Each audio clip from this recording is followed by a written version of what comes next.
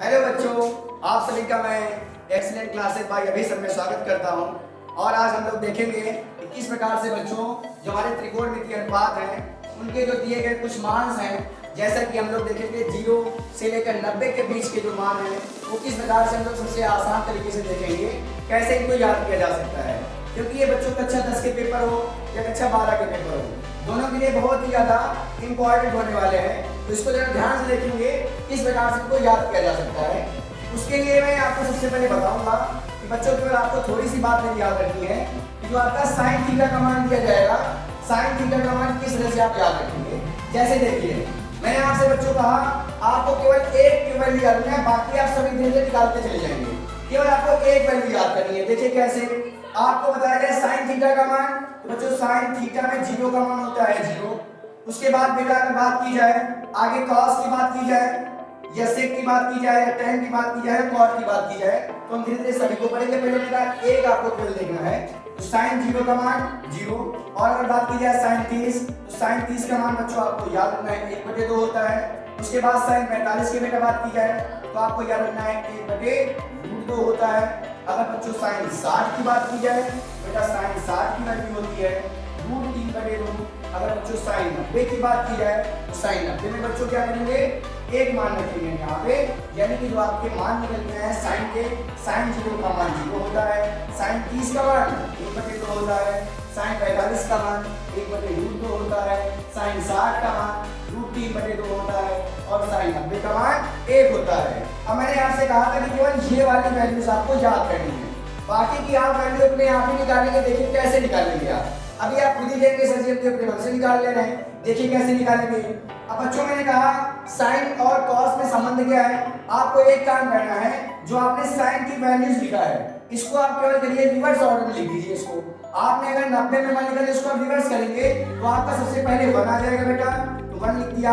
उसके बाद √3/2 है बेटा, √3/2 को लिख देंगे हम। उसके बाद फिर आगे बेटा आएंगे तो हमने कहा 1/√2 के नीचे 1/√2 आ जाएगा आपका आगे। उसके बाद बेटा और आगे आएंगे बेटा 1/2 हो जाएगा।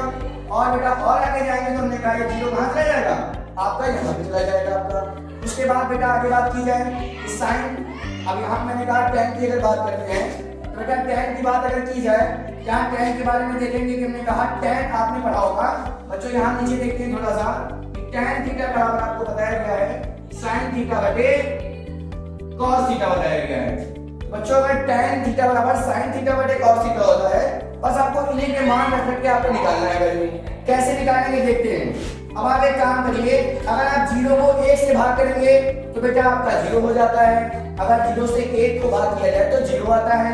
अगर बेटा 1/2 को मैं √3/2 से भाग कर दूं, बेटा 1/2 को √3/2 से भाग किया जाए तो आपको बहुत अच्छे से पता है कि जो भाग में संख्या होती है वो बेटा गुणा में चली जाती है और भिन्न क्या हो जाती है, पलट जाती है। यानी कि यहाँ पे आएगा 2/√3, बेटा 2 और 2 कट जाएगा, यहाँ से आएगा 1/√3। यानी बच्चे यहाँ से निकल के हमारे पास क्या आया, tan 30 का मान आ गया 1/√3। अब मैंने बेटा कहा इसका अपोजिट ही करना है आपको, क्या मैंने कहा फिर से आप 1/√2 है और 1/√2 को 1/√2 से डिवाइड करेंगे तो बेटा इसका मतलब 1/√2 कट जाएगा, यानी इसका आंसर क्या आएगा 1 आ जाएगा। तो tan 45 का मान आएगा 1 आपका। उसके बाद बच्चों tan 60 में चलते हैं। फिर से मैंने कहा आपको वही करना है, केवल आपको sin थीटा बटे cos थीटा का मान रखना है। तो sin 60 का मान है आपका √3/2, बेटा cos 60 का मान लिखना है तो बच्चा 1/2 है, यानी कि फिर से इसको ऊपर ले जाएंगे तो जाएगा √3/2 अपान से ऊपर आएगा ये मल्टीप्लाई में हो जाएगा 2/1, बेटा 2 कट जाएगा, यानी यहाँ निकल के हमारे पास वैल्यू आएगी √3। यानी हम देख पा रहे हैं कि बेटा इसका मान कितना हो जाएगा, √3 हो जाएगा। अब बच्चों अगर किसी संख्या को 0 से भाग दिया जाता है तो आप याद रखिए उसका आंसर इनफिनाइट आता है। बात कर लिया है tan की, बात कर लिया हमने। अब बात करते हैं cot की। तो cot की बच्चों जब बात करेंगे तो cot के पास देखते मैंने कहा आपने पढ़ा होगा कि आपने पढ़ा है बच्चों कि tan थीटा बराबर होता है 1/cot थीटा। यानी कि बच्चों आपका जो tan और cot है वो एक दूसरे का अपोजिट होता है, यानी कि क्या करेंगे हम इसका उल्टा कर देंगे। अब बच्चों अगर tan 0 यहाँ पे दिया हुआ है, अब 0 का उल्टा क्या होगा आपका हो जाएगा इनफिनाइट। आगे बच्चों अगर 1/√3 लिखा है तो √3 का उल्टा क्या हो जाएगा, ये √3 आपका ऊपर हो जाएगा बच्चों, वन का अपोजिट वन ही होने वाला है। बच्चों का रूट थ्री का अपोजिट किया जाए कि बेटा इसके बटे में वन माना जा सकता है, इसका मतलब वन कहाँ चला जाएगा, ऊपर चला जाएगा, यानी ये बच्चों हो जाएगा आपका वन बाई रूट थ्री। अगर इसका अपोजिट किया जाएगा तो बच्चों आपका क्या बन जाएगा, जीरो बन जाएगा। यानी ये बच्चों यहाँ पे आते हैं। अब देखते हैं हम लोग इस तरह से कॉट वाली सारणी में पूरी भर लिया है। बच्चों अब देखते हैं सेक वाले में कैसे आपका मान होगा। तो सेक की अगर बात की जाए बच्चों तो आपने पढ़ा हुआ है कॉस थीटा का उल्टा क्या होता है, सेक थीटा होता है। यानी कि बेटा जो सीधा सा मान होगा जो सेक वाला मान है उसका अपोजिट आप कॉस वाले के पास जाएंगे। बेटा कॉस में लिखा हुआ है वन, अब वन का अपोजिट क्या होता है, वन का अपोजिट की बात करेंगे तो क्या हो जाएगा, बेटा वन ही होने वाला है। अब आप आगे आएंगे, रूट तीन बटे दो का अपोजिट क्या होगा, बेटा हो जाएगा दो बटे रूट तीन हो जाएगा। बेटा वन बाई रूट टू का क्या हो जाएगा, बेटा रूट टू हो जाएगा। आप सभी को ये बात तो आनी चाहिए कि रूट टू ऊपर जाएगा पर नीचे आएगा, तो वन लिखो या ना लिखो, हर में वन माना आप मान सकते हैं कि वहां पे वो नहीं है। आगे वन बाई टू लिखा हुआ है, बेटा ये टू बाई वन हो जाएगा, बेटा फिर से वन आ गया है। अब बेटा फिर से मैंने कहा जीरो का अपोजिट आप क्या कर देंगे, इनफिनाइट पे चले जाएंगे आप। आगे आते हैं बेटा कॉसेक की बात करेंगे तो बच्चों कॉसेक क्या होता है, तो कॉसेक का भी हमने फॉर्मूला पढ़ रखा है कि कॉसेक थीटा बराबर सी क्या होता है, एक बटे साइन थीटा होता है। यानी बच्चों यहाँ से हम कॉसेक थीटा का मान निकालने के लिए हम क्या करेंगे, साइन वाली वैल्यू को उल्टा कर देंगे। कैसे करेंगे देखिए, मैंने कहा जीरो लिखा हुआ है, अब जीरो को उल्टा करेंगे बेटा क्या हो जाएगा, आपका हो जाएगा इनफिनाइट हो जाएगा आपका। उसके बाद बेटा अगर कहा मैंने वन बाई टू लिखा हुआ है इसका उल्टा हो जाएगा टू।